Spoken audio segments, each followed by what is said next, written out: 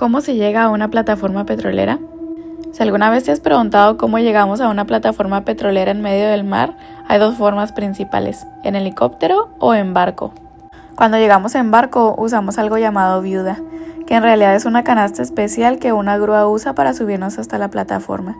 Nos metemos en ella, nos agarramos fuerte y nos eleva a cientos de metros hasta la plataforma. Y la otra opción es en helicóptero. Es más rápido y cómodo, pero necesitas más entrenamientos por si hay un aterrizaje de emergencia en el mar. Sobrevivir a esto en entrenamiento es una cosa, pero en la vida real es otra historia. ¿Y tú cómo preferirías llegar a la plataforma? ¿En viuda o en helicóptero? Adiós.